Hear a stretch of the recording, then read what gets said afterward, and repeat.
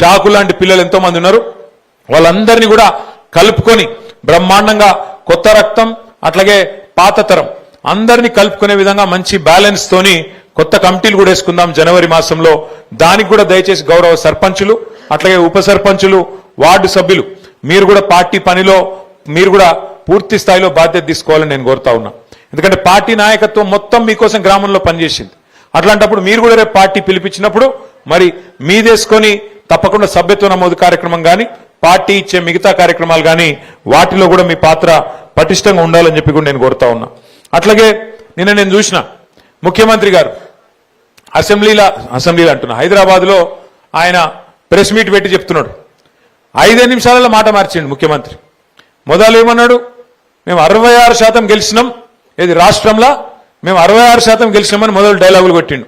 ఇది మా ప్రభుత్వానికి ప్రజలిచ్చిన ఆశీర్వాదం అని మొదలు డైలాగ్ కొట్టిండు. అతనికి 5 నిమిషాలకే మాట మార్చిండు. స్థానిక ఎన్నికలంటే లోకల్ విషయాల మీద జరుగుతాయి, లోకల్ అక్కడ ఉండే పరిస్థితులు బట్టి కులం బట్టి ఇంకోటి బట్టి జరుగుతుంది, దానికి మాకేం సంబంధం అని 5 నిమిషాల మాట మార్చిండు. కానీ నేను ముఖ్యమంత్రి గారిని ఇలా సిరిసిల్ల వేదికగా వారికి నేను ఒక సవాల్ విసురుతా ఉన్నా. అయ్యా ముఖ్యమంత్రి గారు, మీరు అన్నట్టు మీరు అనుకుంటున్నట్టు ఏది 66% రాష్ట్రంలో ప్రజలు నీతోనే ఉన్నారు అనే మాట నిజమే అయితే నేను నీకు ఒక సవాల్ చేస్తా ఉన్నా. మా ఎమ్మెల్యేలు ఒక 10 మందిని ఎత్తుకపోయినావు కదా, 10 మందిని ఎత్తుకపోయింది కదా, ఆ 10 మందికి దమ్ముంటే రాజీనామా పెట్టి ప్రజలు చెప్తారు ఎవరు ఎక్కడున్నారు, ఎవరి శాతం ఎంత, ఎవరి బతికెంత, ఎవరి ఎత్తు ఎంత, ఎవరి పొడువు ఎంత ప్రజలు తెలుస్తారు. 10 మందితో రాజీనామా పెట్టి రా ఎలక్షన్లకు. నిజంగా 10 మందిని చూస్తే కూడా నాకు నవ్వాలని ఏడవాలని తెలుస్తలేదు. నిన్న స్పీకర్ గారు మనం వాళ్ళకు స్పీకర్ గారు ముంగట న్యాయస్థానం పోయినాం. న్యాయస్థానం పోయి ఇగో రేవంత్ రెడ్డి మా వాళ్ళని 10 మందిని ఎత్తుకపోయిండు, వీళ్ళు ఒక టికెట్ మీద గెలిచి ఇంకో టికెట్లకు పోయినరు, ఇంకో పార్టీలకు పోయినరు, కాబట్టి వీళ్ళని తీసేయాలి, వీళ్ళ సభ్యత్వం రద్దు చేయాలని చెప్పి మనం న్యాయస్థానానికి పోయినాం. న్యాయస్థానం ఏం చెప్పింది, స్పీకర్ గారు మీరు పెద్ద మనిషి, మీరు ఆటల ఎంపైర్ లెక్క మీరు కూర్చోబెట్టి మీరు నిర్ణయం తీసుకోండి అని స్పీకర్ గారికి అప్పచెప్పింది. మరి స్పీకర్ గారు ఏం చేయాలి, ఎవరెవరు ఏం మాట్లాడినరు, నిజంగానే వాళ్ళ పార్టీలో ఉన్నారా పోయినరా అన్ని లెక్క చూడాలి. కండువ కప్పుకున్నాడా లేదా కాంగ్రెస్, ఇది కాంగ్రెస్ పార్టీలో తిరుగుతుండా లేదా, వాళ్ళతో రాసుకొని పూసుకొని తిరుగుతుండా లేదా, ఏం మాట్లాడిండు, ఇవన్నీ చూసుకొని ఒక నిర్ణయం తీసుకొని ప్రకటించాలి. ఖుల్లా చెప్తున్నారా ఎమ్మెల్యేలు 10 మంది ఆ పార్టీలో చేరినాక, కాంగ్రెస్ పార్టీలో చేరినాక వాళ్ళు మాట్లాడిన మాటలు, వాళ్ళ నోట్లకెళ్ళి వచ్చిన మాటలు, మైకులో చెప్పిన మాటలు బొచ్చెడున్నాయి. ఆ కడియం శ్రీహరి గారు అని ఒక పెద్ద మనిషి ఉన్నాడు స్టేషన్ కాన్పూర్లో, ఆయననైతే ఓపెన్ గా చెప్పిండు ఏమని, నేను అభివృద్ధి కోసం కాంగ్రెస్ పార్టీలో చేరినా అని చెప్పి ఖుల్లా చెప్పిండు. అట్లాగే పోచారం శ్రీనివాసరెడ్డి గారు మన ప్రభుత్వంలో 5 ఏళ్లు మంత్రి, 5 ఏళ్లు మరి స్పీకర్.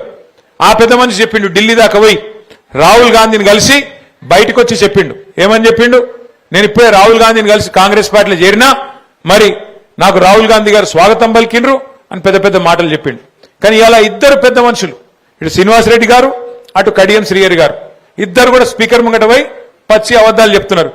మేము ఎక్కడ పోలే, మేము టీఆర్ఎస్ పార్టీలోనే ఉన్నాం, మేము ఎక్కడ పోయినాం కాంగ్రెస్ లకు అని చెప్పి అలా అబద్ధం చెప్తుంటే స్పీకర్ గారు అన్ని ఆధారాలుంటే అది పక్కకు పెట్టి వీళ్ళెవ్వరు కూడా మా వాళ్ళు కాదు, కాంగ్రెస్ వాళ్ళు కాదు, వీళ్ళందరూ కూడా టీఆర్ఎస్ వాళ్ళు అని చెప్పి పాపం స్పీకర్ గారు కూడా పచ్చి అబద్ధాలు చెప్పే పరిస్థితి వచ్చింది. అంటే ఈ మాట మీకు ఎందుకు చెప్తున్నా అంటే రాజకీయాల్లో ఇలా అట్లా తయారైంది పరిస్థితి.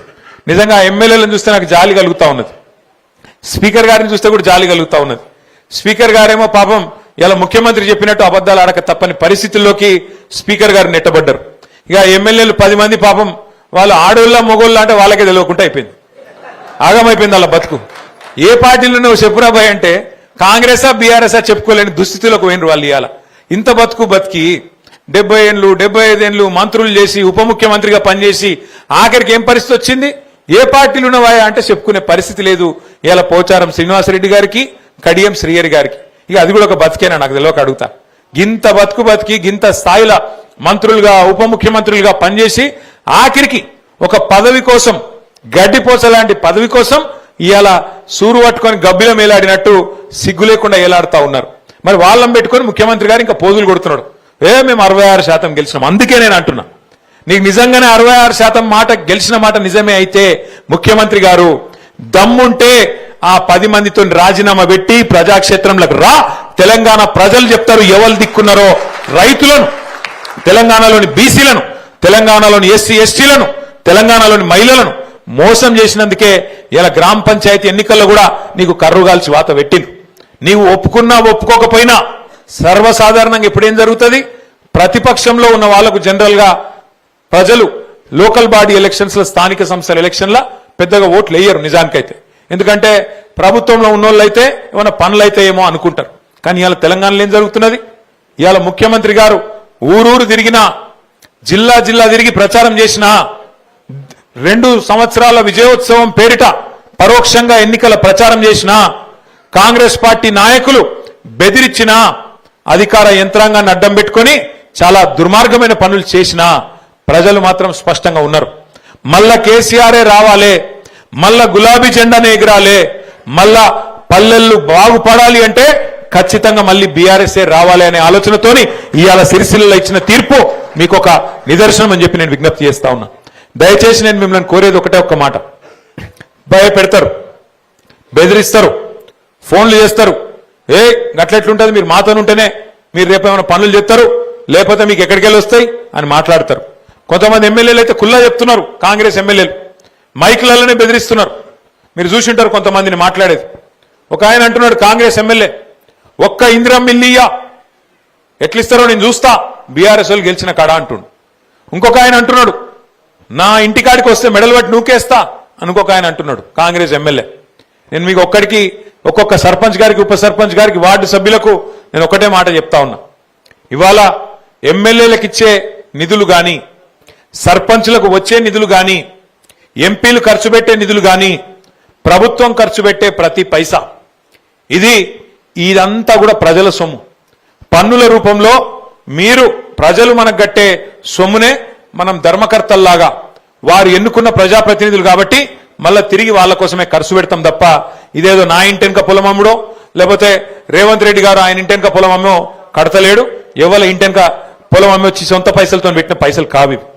అందుకే ఏ ఎమ్మెల్యే అడ్డం పొడుగు మాట్లాడినా, ఏ ఎమ్మెల్యే చిల్లర మల్లరగా మాట్లాడినా మనం పట్టించుకునే అవసరం లేదు. ఎందుకంటే అది అయ్య సొత్తు కాదు, వాళ్ళ అత్త సొమ్ము కాదు. వాళ్ళు ఇష్టం వచ్చినట్టు మీకు ఇష్టం ఉన్నట్టు ఇయ్యనికి లేకపోతే ఇవ్వకుండా ఉండేటందుకు. భారతదేశంలో ఒక రాజ్యాంగం ఉన్నది.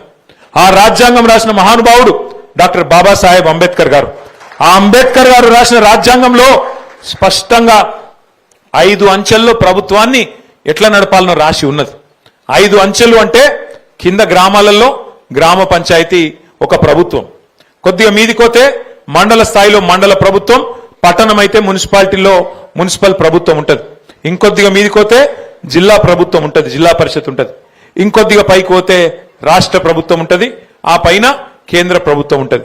ఏ ప్రభుత్వానికి ఆ పని వాళ్ళ పని వాళ్ళకు ఉన్నది. ప్రజాస్వామ్యంలో ఎవరు చేసే పని వాళ్ళు చేయాలి. గాడిద చేసే పని గాడిది, కుక్క చేసే పని కుక్క, గుర్రం చేసే పని గుర్రం, ఇట్లా ఎవల పని వాళ్లకు విభజించబడి ఉన్నది, ఎవలది వాళ్లకు నిర్ణయించబడి ఉన్నది రాజ్యాంగం ప్రకారం. ఇందులో ఒకరికొకలకు ఎవరికేమి ఒకరి మీద ఒకరు డిపెండెంట్ కాదు, ఒకరి మీద ఒకరు ఆధారపడి లేరు. కలిసి పనిచేయాలి, సమన్వయంతో పనిచేయాలి. కానీ ఇప్పుడు మోడీ గారు నేను పైసలు ఇయ్యా అంటే రేవంత్ రెడ్డి దుకాణం బంద్ అవుతుందా? కాదు. ఇక్కడ రాష్ట్రానికి ఉండే ఆదాయాలు, రాష్ట్రానికి ఉండే వనరులు ఇక్కడ ఉంటాయి. 10 ఏళ్లు కేసీఆర్ గారు ఉన్నప్పుడు మోడీ గారు సహకరించలే, అట్లని చెప్పేసి మనం ఊకున్నామా? పని చేయలేదా? బ్రహ్మాండంగా పెన్షన్లు పెంచుకోలేదా? 200 పెన్షన్ 2000 చేసుకోలేదా? రైతు బంధు ఇచ్చుకోలేదా? కళ్యాణ లక్ష్మి ఇచ్చుకోలేదా? షాదీ ముబారక్ ఇచ్చుకోలేదా? రైతు బీమా ఇచ్చుకోలేదా? భారతదేశంలో ఎక్కడ లేని పనులు చేసుకోలేదా? చేసుకున్నాం.